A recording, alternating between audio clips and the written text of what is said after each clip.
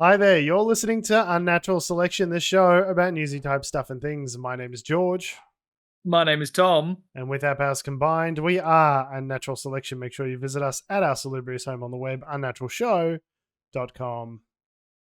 Adam is absent. Let's just get that out of the way, I suppose, right He's off the top of the show. Before we here. just roll into it and just not acknowledge it, and then we look like real shit friends, like we've done on many occasions. He's not here, and it's only because he has better things to do. So Yes. I mean, and well, don't we all these days in these restrictionless situation that we find ourselves in? What do No you holds mean? barred. Like, we can do anything, George. The pandemic's over. No. You can go to people's houses and lick their eyeballs, or like out to the Yarra Valley and have sold out concerts and just be breathing on everybody. It's just a germ free for all. I am so I don't know if I said we're a show about newsy type stuff and things. It's a podcast. Here you are.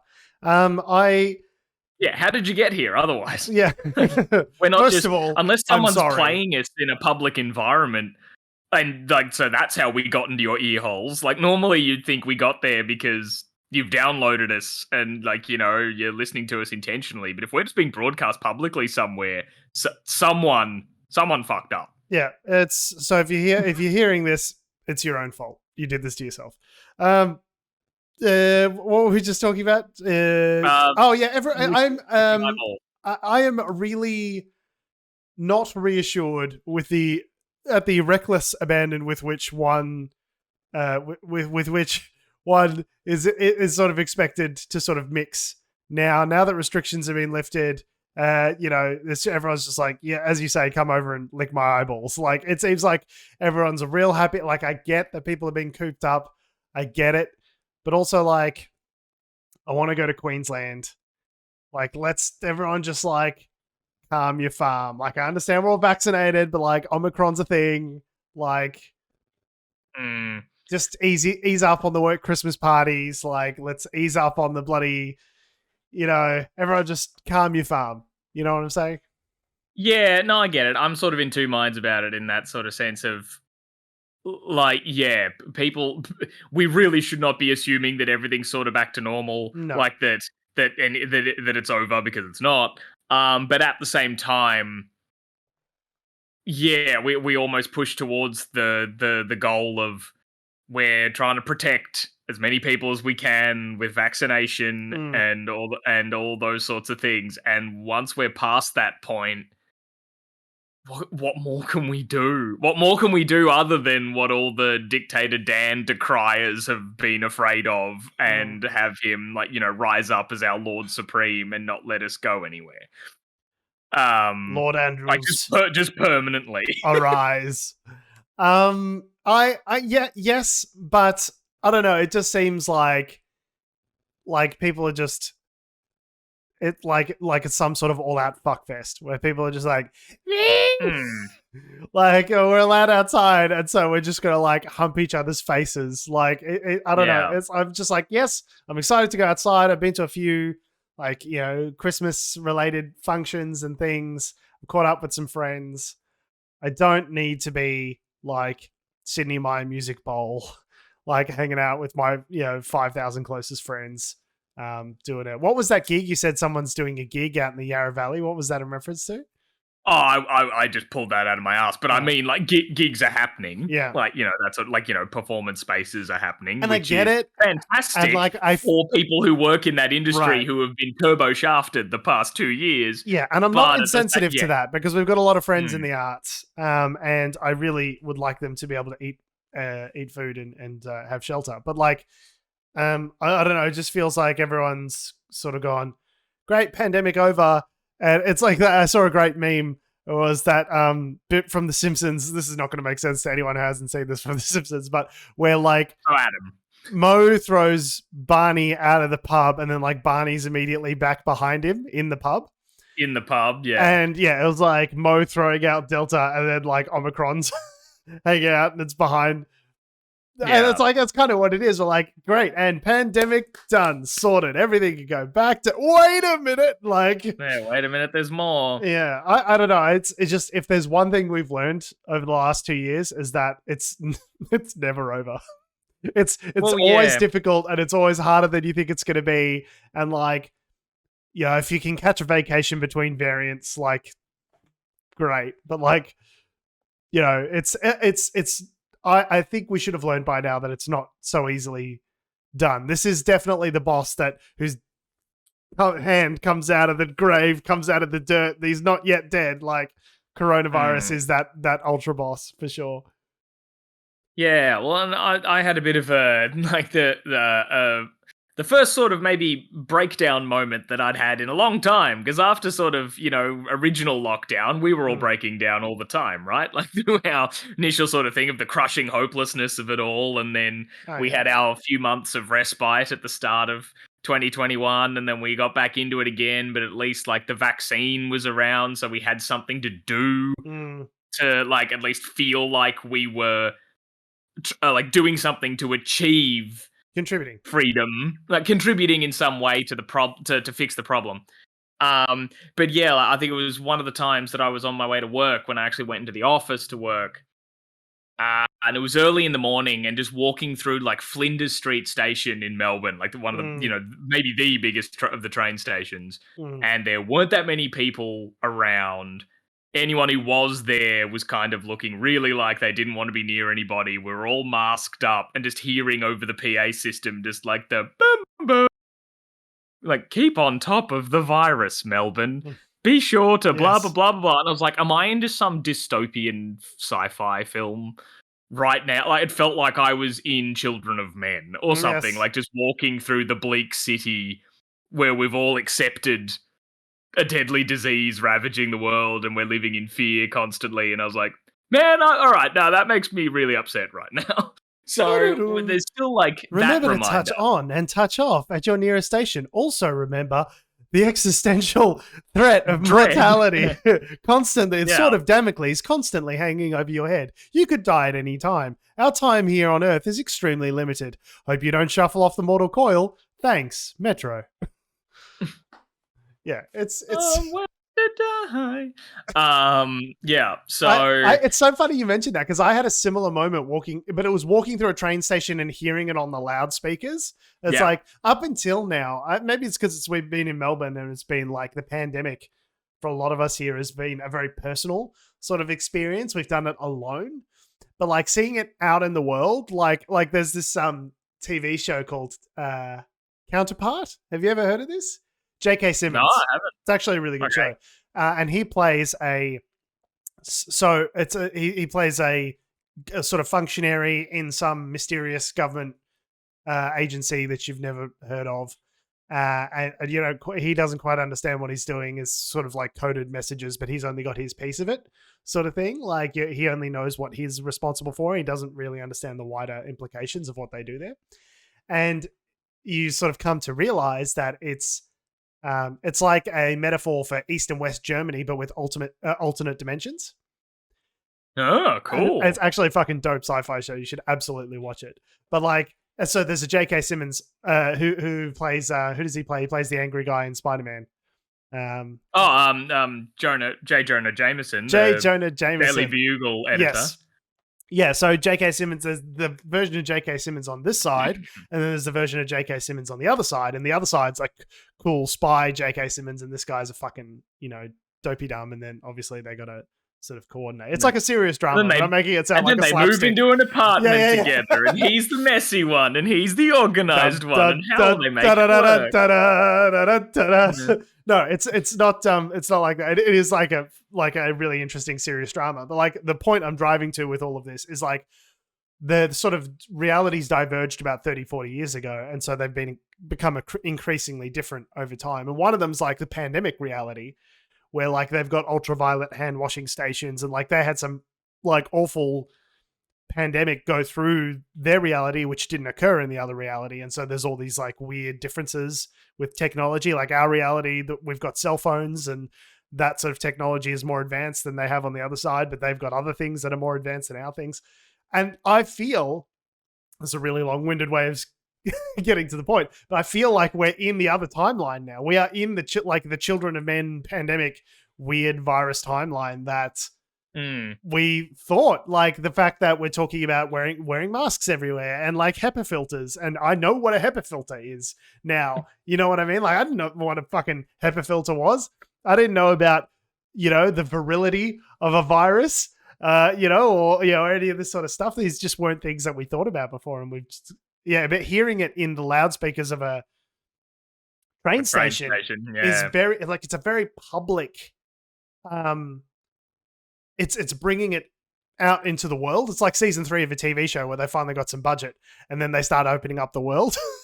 And you're like, oh, we're seeing some external scenes. Oh, they got some vintage cars. That's cool.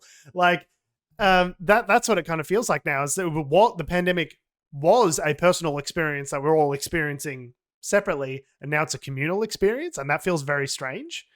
I don't know. It just felt to me like, I don't know, like an episode of Doctor Who or something, like just where kind of like, we've landed on a planet in the future and like, and just, how they always have those establishing kind of scenes in a Doctor Who episode where everyone, you're just walking around out in the world and there'll be some kind of authoritarian, like often like female sounding calming voice, but talking about like the societal terror that they're dealing with. Like, make sure you're home by sundown. Being caught out after sundown is like, will result in death. Yeah. It's like, curfew is in effect and all that sort of stuff. And I'm like, oh man, I feel like I'm in one of those, and that makes me sad. It does feel vaguely, the loudspeakers does make it feel slightly police statey. You said you had a breakdown though. What do you mean? Like you just? Oh, well, no, like I guess that was sort of like all the other sort of moments maybe this past year. Like of course, like I said, we all had breakdowns in 2020. But like I guess across this year, it was just sort of frustrating, but still felt like I could do something about it. But then, I just remember in that moment, I just had a bit of a like, I feel like this world feels wrong. Like, I don't know, it was a weird sort of feeling. Like, it just kind of hit me then, and I was like, am I going to cry? No, I got to go to work. Just kind of like, bottle that feeling, Tom. Bottle it up. Yeah, what you want to do? Healthy way. Yeah, that's the the way to encapsulate 2021, as we're doing here on the show today, is the best way to encompass the feeling of 2021 is like, should I cry? No, I need to work. Push it down. Push it deep down inside. Yes, it's what would Jeffrey Bezos do? Yes, well, he would bottle it up and keep working. First of all, he'd start by stomping on the proletariat. After he's had his morning stomp, he'd probably do something about it, lift some weights, or just drink the blood of his enemies. I don't know. Yeah. Or can we somehow get Alexa into the public transport system speakers? Yeah. What There's an untapped market here. What can we do to further dystopiafy the fucking shitscape that we live in? I remember towards the end of 2020, I was like, bye 2020. 2020 sucked. You suck 2020. 2021's going to be so much better. And I kind of like, I don't know, am I tempting fate by hoping for the same thing this time around? Like, see you 2021. 2021 sucked. 2022 is going to be so much better. I mean, yes. I think you are tempting fate in that way, but I feel on the flip side, if, as sort of, cheesy Marvel movie-y as this will sound, it's like, if you don't have hope that next year's going to be better, like, we've already lost. Like, there's always hope. Hope is what drives us, Peter Parker, or whatever. I guess you're Uncle Ben in this scenario. Am I Uncle Ben? Which means you'd be dying. Oh, right. Shit. What a way to find out. Like, Tom, don't you see in your own metaphor, you were Uncle Ben, and so that means you're all die soon. Don't go down any dark alleys. Oh, wait, no, that's Batman's parents. Sorry. I forget which superheroes, like, father figures just die in what circumstances, because there's so many of them. There's a lot of dead dads in superhero movies. So, I mean, as by way of sort of looking back over the year, I mean, I feel like it's been a pretty trash year. I'd say equally as trash as 2020. And Any moments that sort of jump out to you as particularly As trash trash. or particularly As- good? I suppose we could take a positive spin on it and remember the good things. Oh, I can think of some really good things, but I suppose in particular trash, I think You got engaged? That's a good thing.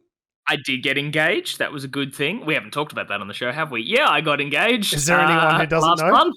Ugh. No, we've gone. Hey, Mum. We were Facebook public, Okay. so that cat is well and truly out of the bag. If you're Facebook official, it's all over. Everyone knows. Oh yeah. No, you're done. Well, our plan was to tell my fiance's grandma, and she'll tell everyone. Like she'll get on the grandma network. Yeah. And suddenly everyone knows. Bit like me, my own mother as well would be like, all right, yeah, well, Mum knows and everything. And she was like, have you told X, Y, and Z in the family? I was like, Mum, I will not deprive you the opportunity to get on the phone to a blood relative and tell them news.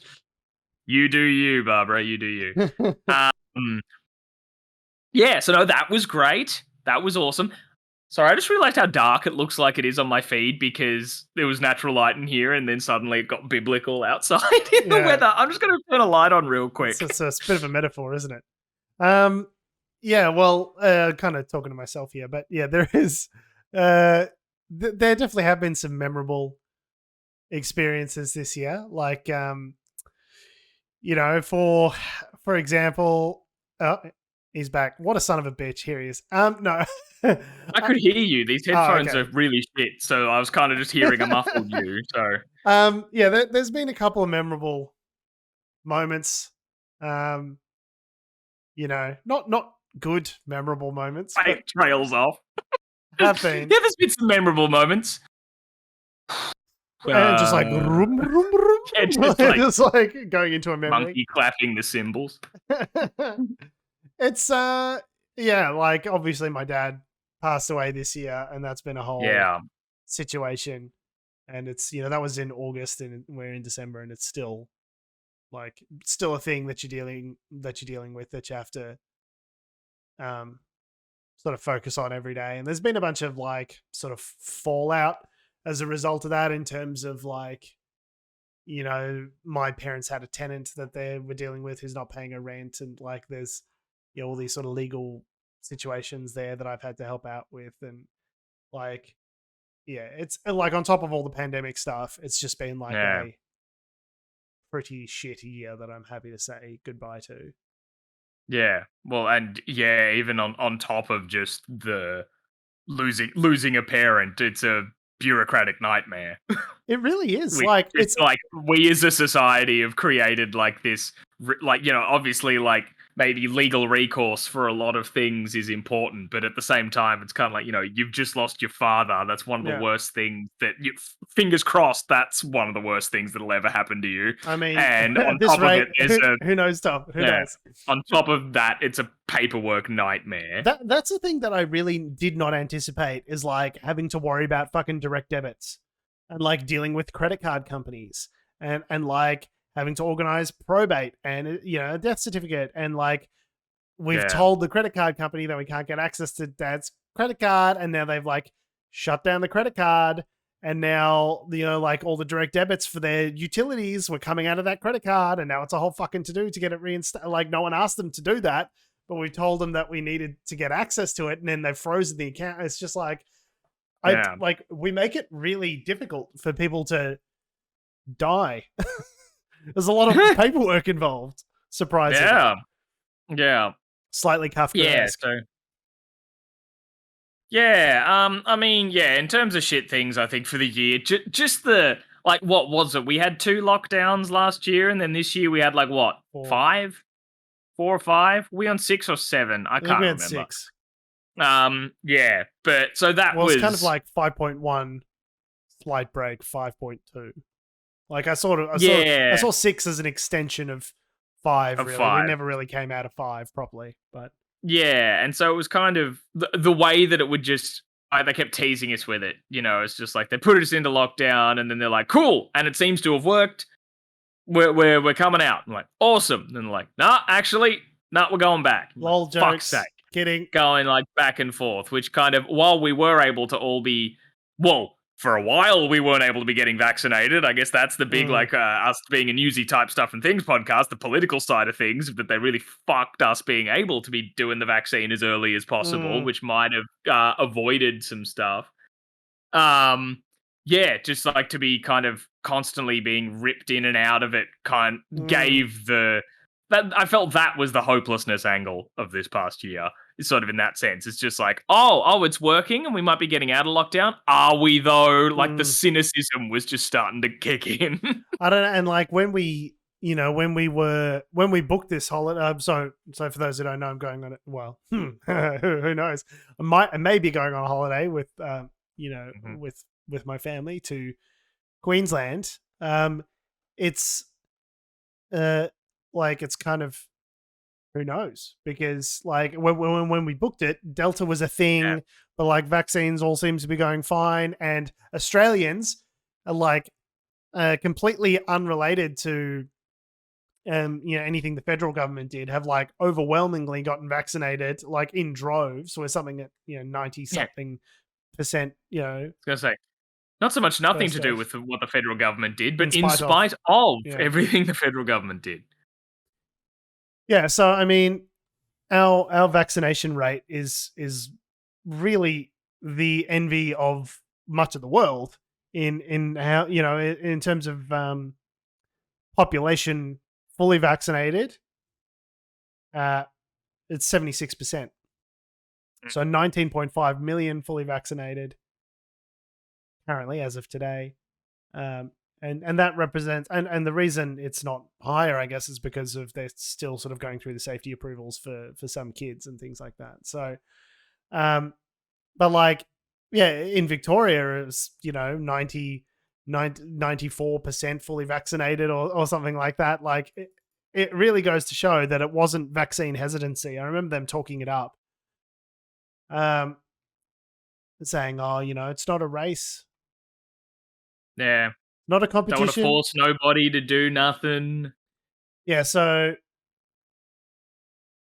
Yeah, that's kind of how we opened the year, wasn't it? Thinking about it in a retrospective. Like, I remember, what was it, January or something, where it's not a race, it's not a competition. Yeah. Like, the vaccine will be available when it's available. Don't and rush blah, out and blah, get blah, it. blah. I'm like, no, don't rush out and get it. It's not a race. And then, Scotty, it was a race, mate. It turns out it was. Yeah, so in Australia, 90.4% of people 16 and over are double vaccinated, which goes to show is something I tweeted a couple months ago, like when we saw the ACT hit its 999 recurring, like, everyone and more had been vaccinated in the ACT.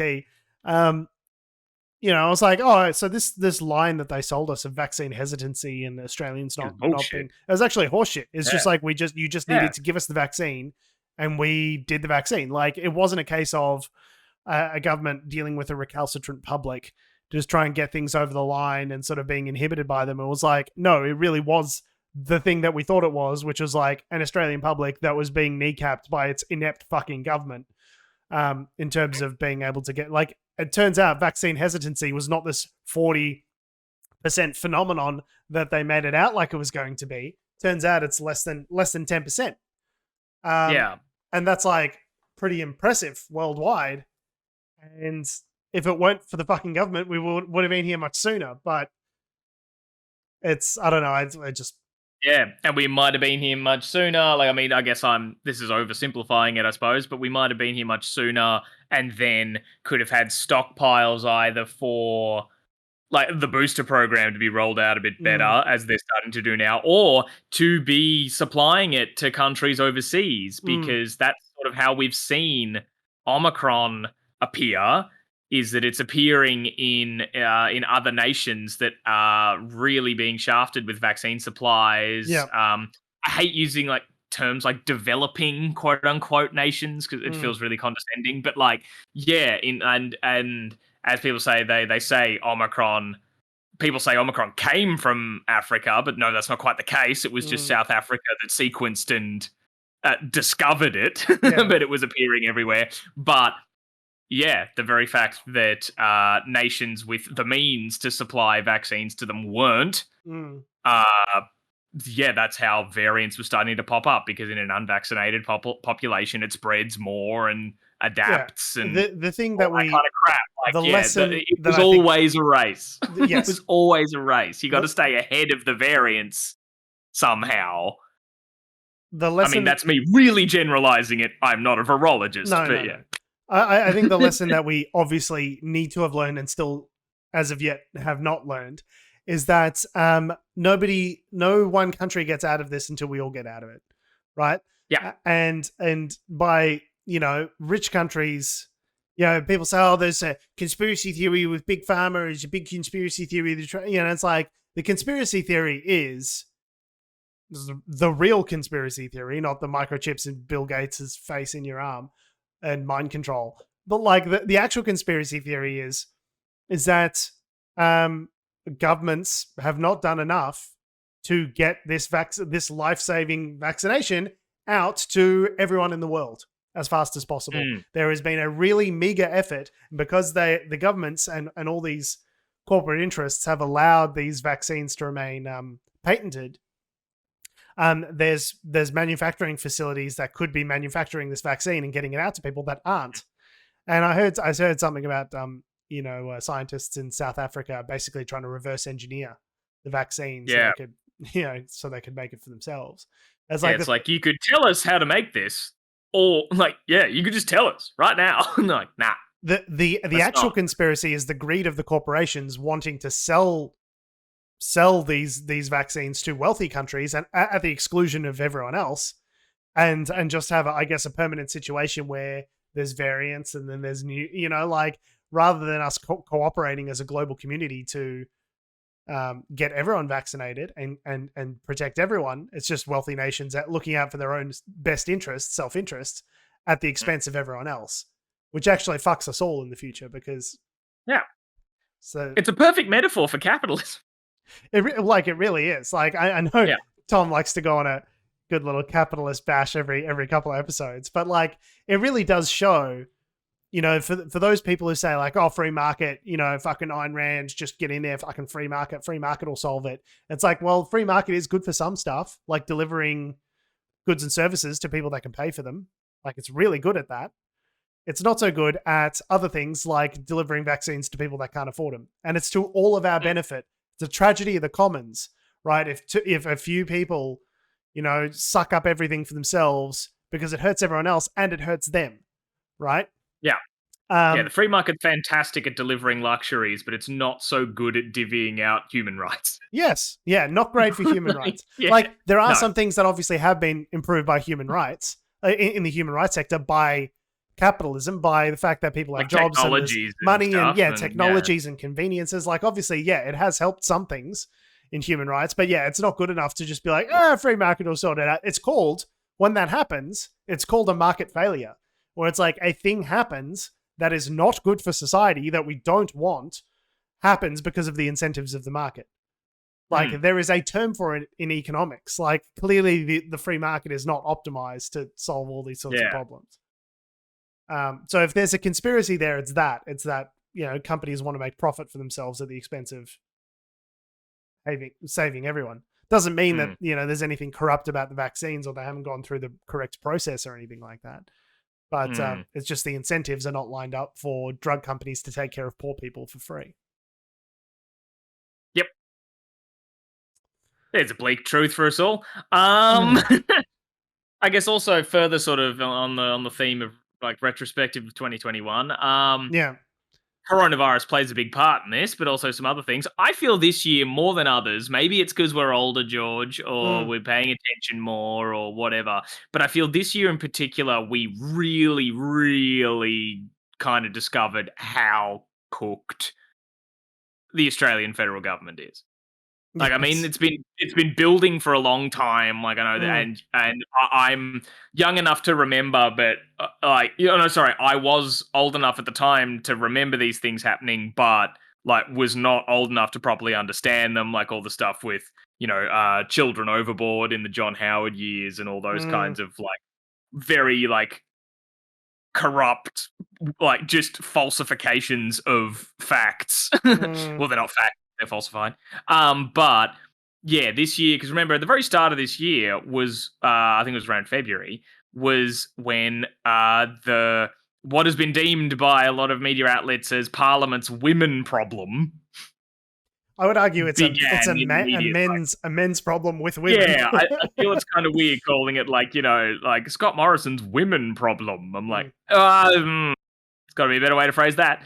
But yeah, because that's when Brittany Higgins allegations came out.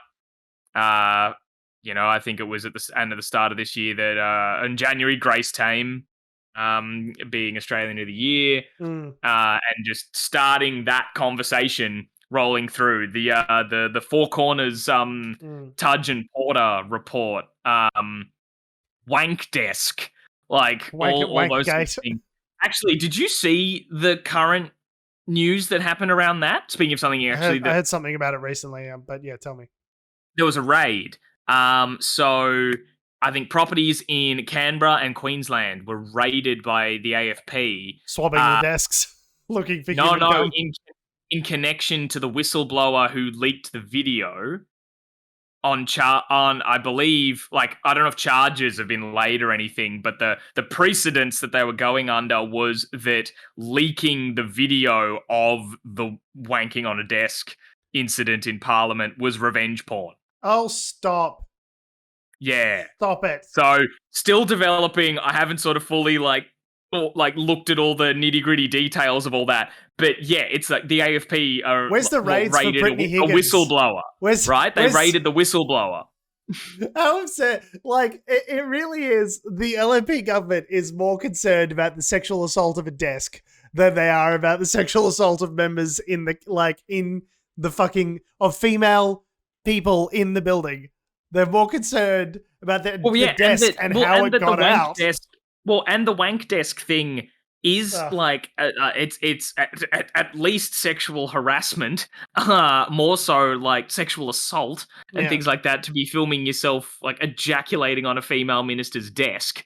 Like, yeah, so like, and that but they'd go in the line of that the person who leaked the video to the media that got the story out there is the one who should be raided over it. Like, it's just the same as when the raids over the war crime allegations and all these sorts of things. It seems, oh wow, priorities, right?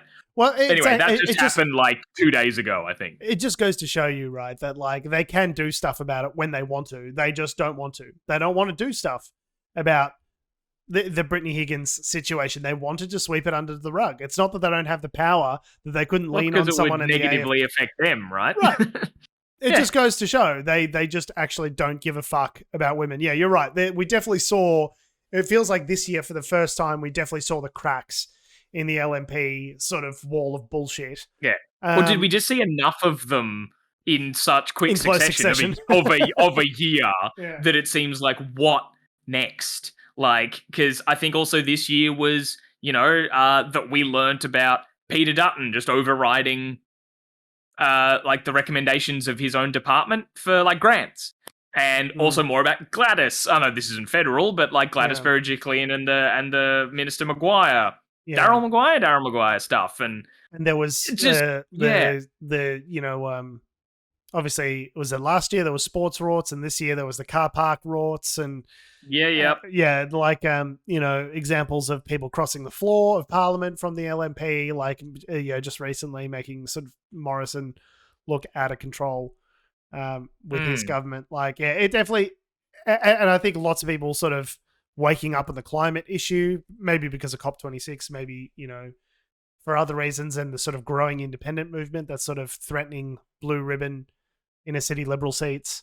Like, I don't know. I don't know if Labor's going to win the next election, but it definitely looks like the LNP could lose the next election, if that makes sense. Like, it didn't seem that way previously. I think it sounds like some people at large are maybe ready for a change. Yeah, I was going to say, I was seeing headlines everywhere of like, why is no one kind of writing about like, that the next election is going to be like a Labour victory after all the bullshit Scotty's gone through? I'm like, because we did that last time, and remember what happened? Yeah, exactly. I know I said earlier, like the superhero-y trope of, no, George, as long as there's always hope. I think this is the one situation I don't hold that feeling. Like, I think it was like, no. Eisenhower who said, walk walk quietly and carry a big stick.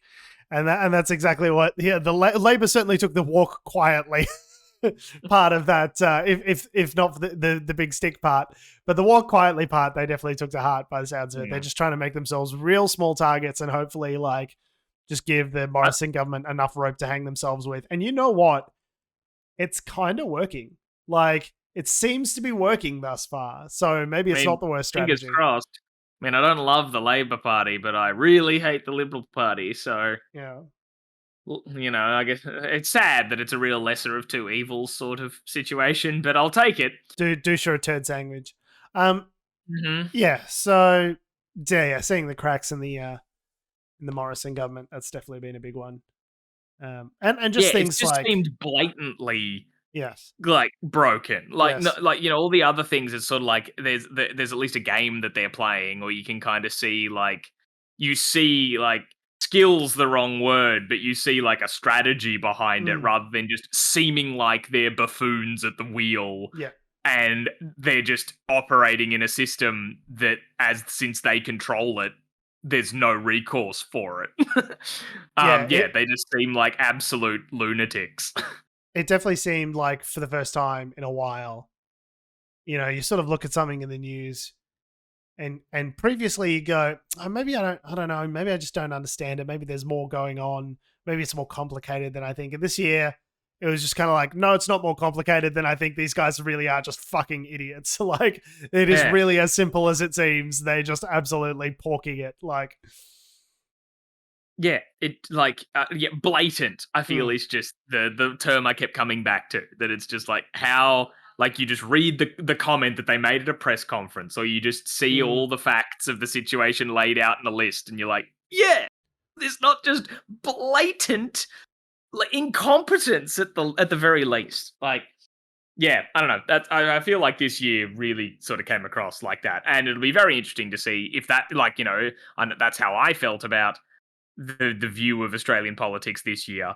We'll see if many other people felt that way, and then given we always talk about how we all have really short memories when it comes to election time. Election time's looming, so well, here's the thing. it'll Like, have made a difference at this point. depending on this Omicron thing, and it's obviously still too soon to say how much of an impact it's going to have. I've heard reports that it's less virulent, right? You know, less aggressive in the symptoms, but more infectious and more vaccine resistant, and more so, infectious but less dangerous. Like, it's causing fewer deaths and hospitalizations, but like much more case numbers. Yeah. So the thing is, like, if the case numbers, you know, if the number of people that are getting it are doubling or tripling compared to what it was under Delta, then, you know, the number of people actually in hospital would still increase, even if it's less people. If there's way more people getting infected, then you're still going to have the health system being overloaded potentially. But it's like just one of many fucking spanners in the works this year. Like, who knows what's going to happen with Omicron and what that's going to do and how that's going to play out. I kind of feel like we're just going to keep getting variants until we either get some sort of global vaccine coverage, or it's just a case where like we need to get our flu shot every year. And it's like, oh, and these are the latest variants of COVID that will, you know, include with your flu shot sort of thing before going into winter. Like, I just don't see us making it like endemic. So I'm making it not endemic. Getting rid of it like polio, extinction of the actual virus. Like, I don't see how you could eradicate it in every corner of the globe. It just moves too fast. Well, I mean, we haven't eradicated the common cold, and as from my very limited understanding, they're kind of similar in terms of viral structure. My virologist friends are probably listening to me right now and just like yelling at their phones, being like, "You're a fucking idiot, and you don't understand me or my work." Would like to point out, it's obviously way more deadly than the common cold. Needless to say. Oh yeah. Hey, I'm just saying it for legal. Me out like some of those legal coverage. Oh, it's just like the cold. Why don't we just live with it? Yeah. Let it rip. No, don't do that.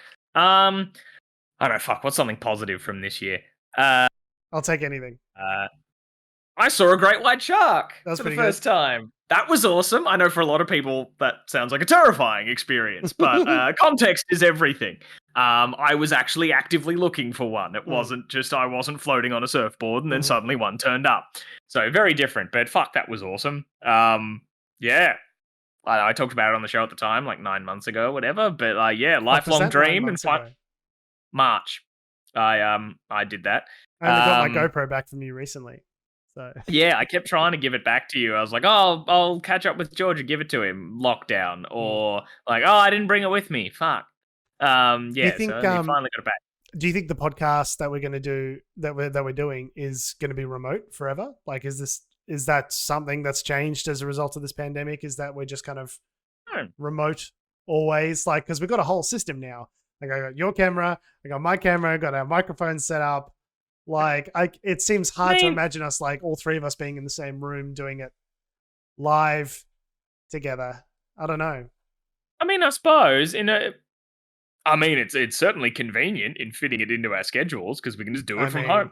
But at the same time, though, I don't know. I mean, we caught up for dinner at your place the other night, a few weeks ago, and I mean, I feel in terms of safety, coronavirus-wise, much of a muchness in those two instances, surely. So, I mean, we could do it. I don't think there's anything stopping us. Like, it's no more... Like, if we're willing to catch up to have dinner at someone's house, it's no more dangerous in that regard than doing the show. I don't know. I reckon if they could, like, pick up the latency just, like, ever so slightly on the Discord, like, if we could just be, like, more like instantaneous communication, I think I'd because, as you say, it's, like, way easier doing things this way. And I think people are, like, on board with doing things remotely now in a way that they weren't before, in a way that they didn't have to. Like, I don't think clients are going to expect me to go out there. And, there are things like, in my current position, I'm doing deals with companies that are in Asia. And it's like, previously you would have to go to Asia to do those deals. And now they're like, yeah, let's just do a Zoom meeting. Like, why wouldn't, like, we're not going to expect you to come to fucking Malaysia to do this deal. You know what I mean? Like, it's not a consideration. Just sit down and have that meeting. Right. Yeah. I mean, maybe I'm crazy. I haven't noticed latency in these chats. So I don't know. Do I just not understand how time works? No, I kind of feel like it's less... I feel like it's easier to accidentally talk over people in an online conversation like this than it is when you're in front of the person. That being said, I do have a nasty habit, which I have been trying to break for several years, of talking over people anyway, regardless of that, but regardless of delay. But I feel as though, that could be a positive. Is that, like, obviously I don't want to do everything. I don't want to do Zoom catch-ups. Right, where everyone, like, hangs out with a wine and there's like 16 people all in a fucking Zoom room trying to have a conversation, one-on-one times 16. Like, that sucks. That objectively is trash. But well, they were pretty fun at first, but then you kind of like, this isn't the same. This isn't a substitute. It doesn't work. Like, it just doesn't, having been and, like, hung out with some people in person now, after not having done it for 2 years. I was like, this is great. You guys are having a conversation over there about whatever dumb shit you guys like talking about. I don't have to be a part of that. If I get bored of this, I just fucking leave this person, go over there, talk to these guys. I get bored of that, go over there, talk to these other guys. Like, it was... Sounds like maybe you should set up your massive Zoom catch-ups to have, like, breakout rooms. That's what you need. You just be like... that's a feature, isn't it? The girls can go, talk about whatever it is they want to talk about. The guys can, talk about meat and sporting achievements. I don't know what men talk about as a rule, but I don't think we've ever that's not us. We talk about the latest. I had a conversation about sport or meat, video games. I mean, we've got a new guy at work who's like very into sport. And he's a great, really, like, lovely guy. Really enjoy talking to him, but he like wants to like talk about the Ashes or whatever. I was just like, I have no fucking clue. Man, I'm sorry. Like, I want to be like, I want to participate in this conversation with you. I want to I want us to have a relationship. Seem like a nice guy. I have fucking nothing to offer you right now, dude. I'm at like 0%. I can't even I don't even have enough knowledge to like fake it. I'll just be like, Donald Bradman. Like, that's it. That's the only cricket knowledge. That's all I know. No, the best Shane gift Warne. that you I don't know. Yeah, the best gift that you could give that person, George, is to say, I don't understand. Can you explain that to me? You'll And then just- make their year. And then just back like Homer Simpson into so many hedges. Yeah, like one of my fiance's best friends loves cricket. And, Alice and I, we're not particularly sporty people. Her family follows the football a lot. But yeah, he was over once, and it must have been around this time of year, and yeah, like the Ashes or something was going on, and he was like, "Can we put on the cricket?" And I was like, "No," and I was like, "No, it's all right. Like, chuck it on. You can check the score or whatever." And while she was in the other room, he was watching it and asking me like how I was feeling about it, and I was like, "No, I don't really understand cricket. Like, there's the two numbers down in the bottom there. What does that mean?" And he was like, "Oh no, all right," and just kind of explained to me how cricket worked. And so while I was being polite and humoring him a bit just to be like, no, I'll take an interest like in what's going on. But yeah, I remember Alice telling me afterwards that he was like, "Oh, that was really nice." That he wasn't just like, "Oh, no, sports ball's dumb and everything." Yeah. That like, yeah, no, he asked me to explain it. And I felt really good. That made me happy. And I was like, oh. And sweet. now, Tom, test cricket #1 fan champion Tom Heath. Oh yeah, that's me. They're like overs and wickets I don't are know. those two numbers. I'm genuinely not trying to be like the sports ball dickhead. I genuinely don't know what that is. Yeah. Well, no, I remember. I think that's what they mean. I can't explain to you what an over is, but I know that's what one of the numbers is. Or how many things, or how many X's go into an over. I don't know any of these things. But it's progress. I learned something. I just don't know what it means. Anyway, the point being is that like having conversations rather than doing these sort of awkward exchanges over Zoom, like it is much. I knew it was better. I didn't realize how much better it is to like have a party in person and speak to people and speak to different people and just like be able to go like just like go to the bathroom or like go check your phone for a second, or like it was actually a fun experience hanging out with people. Whereas like I feel like Zoom catch ups are just a massive drainer. Like on your Zoom calls, you were forbidden to go to the bathroom, like to leave the webcam and go pee. It's like what kind of gulag were you doing Zoom calls in? I don't remember ever instating that rule in our Zoom call. It's weirdly formal. It's like a meeting. We're here. And we're at the couch, we're at the table, and we're here, and we are looking and actively listening, and like, it's not the sort of thing where you can just like check out briefly and go come. Like it'd be rude if we're in the middle of a Zoom, like I'm just imagining catch up, and Tom's talking about something with Susie, and I'm just like I just go check my phone, or I just leave for a minute, and then just come back and be like, "What the fuck happened? Where'd you go?" I'd just be like, I just wanted to be elsewhere. I'm just imagining like at our next in-person catch-up, I'll just be talking to you, and you'll be like taking advantage of the fact that you can do this by just while I'm talking at you, I just see your eyes glaze over a bit as you check out and then piss yourself. And you're like, this is good. I can do this now because we're in person. Good. No, I do think there is something to be said because I'm really fucking good at exiting a conversation that I don't want to be in. I don't know if you know, I realize now that this is a skill that I have, where I can like artfully enter or exit conversations, and it's something like I think it might be my superpower. I'm gonna have to keep an eye on it to see if you're just Here's dropping lines because I'm boring you, so you can walk away. It's so easy, you just gotta grab a drink, gotta go to the toilet, what? That's a million things. You can just fucking do anything. Life, is that a skill? Just being able to say, I'm just gonna go get a drink. No, can you claim that? No, but I'm saying I like, think you can claim that. If I can see people over here having conversation, I want to have a conversation with them. I can like artfully insert myself into the conversation without being disruptive. I can get in, I can get out, I can mix, I can see all the people. Like I feel as though I've got a skill that I didn't realize that I had, which is to like be good at parties. You're making it sound trivial by making me over-explain it. I don't appreciate that, Tom. It just sounds like socializing. I know, but I'm real good at it, is what I'm saying. I didn't realize I was good at it. I didn't realize there was something to be good at. Right. So when people say to you, "You must be fun at parties," it's true. I take them serious now. You're like, that's me. I'm the party guy. I am good at parties. Thank you very much. Would you like to come to my next one? I go, and I flick my card to my next party, which is already pre-planned. That's how good I am at parties. I also do magic at children's parties. Oh, yeah, also sleight of hand. Yeah. Fun story. I used to be a children's entertainer. Did you know that about me? Yeah, I remember. I remember a while ago. You told me you used to be Ben 10, right? Ben 10, the Yeah. animation character who could transform by hitting his watch many, many years ago. Yeah. I remember you telling me about that. Like, I was not Yeah. good. I think I might have injured a child.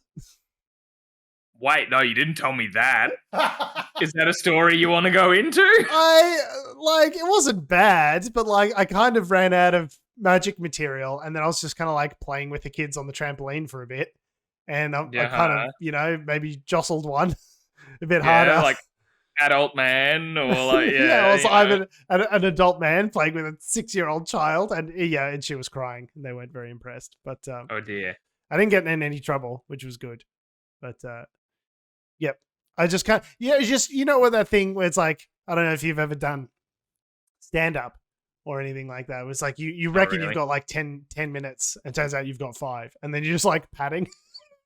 Hey, Yeah. what else? What's in the news? What's good? What's going on? What else is going on in It the was the child's entertainment equivalent of padding by playing with kids on the trampoline. No, I've seen my partner Alice like play princesses at parties and stuff like that, and I'm like, I don't know how you keep this up. Yeah, it's a lot. Like, wow, it's a lot. Like, you just just good with kids and maintaining the illusion, even in great adversity. Like when people because there's always the kids that are like, "You're not Ben 10," or Yes. like, you've got a mustache, or whatever. Like they'll point something out to be like, "That's not comics accurate." I say, "Fuck you, Tyler! I am Ben 10. Shut your goddamn face." Yeah, not getting paid enough for this. Be able to do this? Shove his face in the cake. 2021. Yeah, there we go. There was something. We talked about something funny. It didn't happen this year, but I'll take it. There you go. Yep, we'll take it. Hopes for 2022. What do you hopes think? for 2022? What do you think? What do you hope? What do you want to do? What do you want to achieve? I'm hoping to get married in 2022 to your fiance. So, yes, not to someone else. Yeah, not to anyone else. Good. No, not to anyone else. She'll be pleased to hear that. Yeah, I'm sure she will. She better. Yeah, and that's looking like it should be able to happen, which is great. So just fingers crossed that we aren't in another situation of we have a few months of bliss and then the world ends again, and then we begin this vicious cycle of awfulness all over again. But yeah, that'd be nice. Yeah, that's really my main goal. Otherwise, I'd like to be just living a more sort of normal existence after these 2 years. Like, yeah, like you say, I've loved like having dinner parties and catching up with friends and doing all that sort of stuff. I've missed it, and I want to do more of it. That's really it. That's my goal for the next year. That and get married, and I feel both are achievable. I want to be able to. It's just like a embarrassingly modest goal. It's just like, I don't know. I feel like in the before times we could there'd be opportunities to sort of spontaneously catch up with friends. Yeah. Like, hey, I'm around at this thing. Are you around? Yeah, I'm in the CBD as well. Like, let's go get lunch, or like, let's go to a pub and like grab a beer, and it's just like you and a mate, or like go grab a bite to eat or something. And it like wasn't necessarily planned, but it's like a fun, surreptitious, not surreptitious, spontaneous. Surreptitious is another kind of secret love affair that you and I are having together at a pub, Tom. Yep.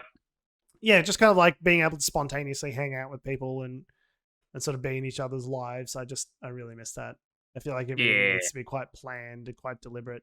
Like Christmas parties. People you got sort of doing rapid tests and stuff before you go to Christmas party. You can't just like duck down to the pub. You know what I mean? Like everything's a bit more fraught.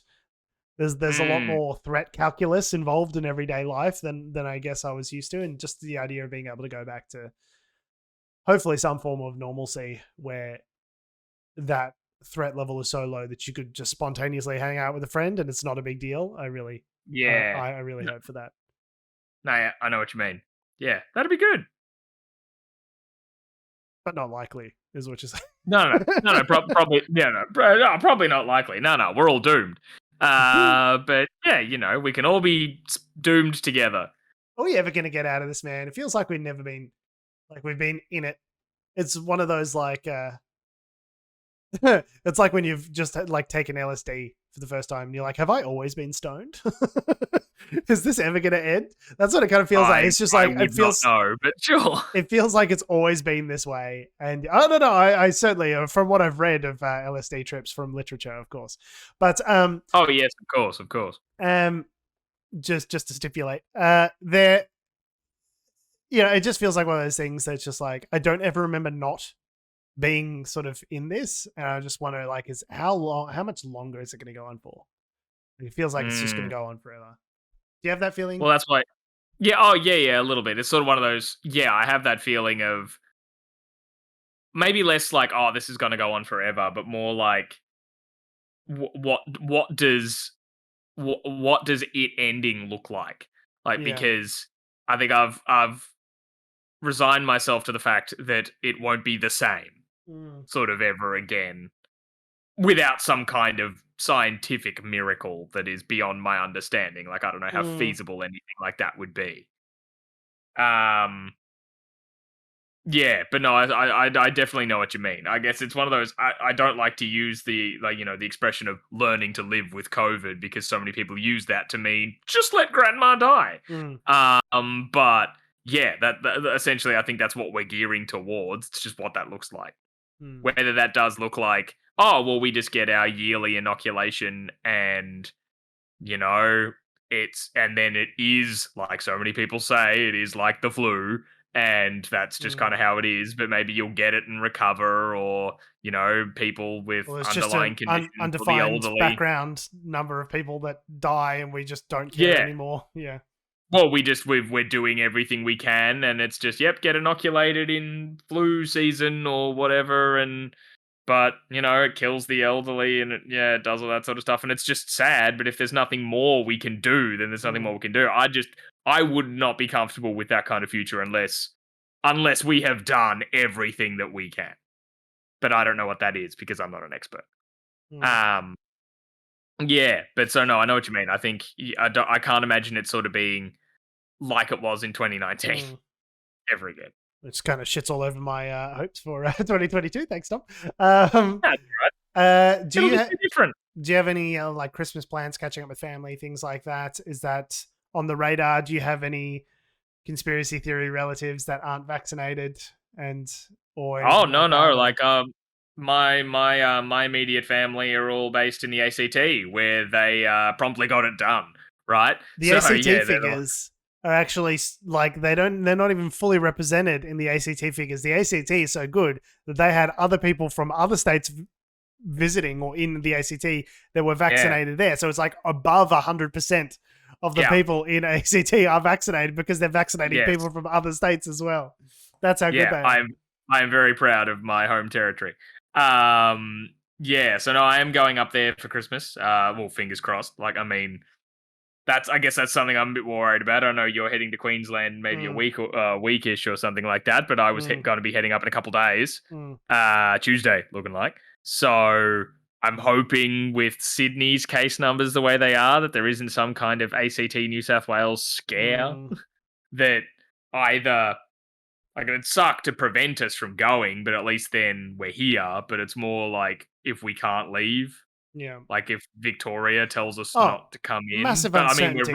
Because like we need to test before we get into Queensland. We got to test 72 hours before. And then we got to test on day 5 of being there. And we got to fill out this entry request into Queensland and then another like entry request thing into Victoria. But I'm just kind of thinking like, what happens if we catch it while we're up there? There's like 4 of us going. Like, what if one of us catches us? Like, do we all need to isolate? Like, we're all vaccinated. Yeah. Like, can we come home? I assume you would. It was like, we booked this before Omicron was a thing. And it seemed like Delta was going away. We're all fully vaccinated. Everyone's fully vaccinated in Australia, like party times. And now there's just all this, it's all fraught and there's all this uncertainty as to like what happens if. Well, I'd imagine if in the. Someone catches it. Like. Yeah, and the fingers crossed that doesn't happen. But event, I imagine it would be you'd come back, but you'd hotel quarantine. Well, can we come back? Are they going to let you on a plane if you've got COVID? Or do you have to wait until you test negative before you leave Queensland and come back to Victoria? And like, what if like we can't just extend our accommodation by another 2 weeks? Yeah, you'd have to go into their hotel quarantine system and whatever. Yeah, that's probably. I don't what would know. It happen. just seems like there's so much uncertainty with it now. I do have a member of not my immediate family, but sort of, maybe I shouldn't be too specific. Immediate-ish family. If it's who I think it is, yeah, immediate-ish. Someone who's going to be at Christmas, let's put it that way, who isn't vaccinated and I guess has no intention of being vaccinated, isn't going to get vaccinated. And I don't know, like, it's kind of awkward to, like, how do you say, hey, can we all get tested? Like, Gracie's put it in the email, like, hey, we're going to Queensland. We really can't test positive.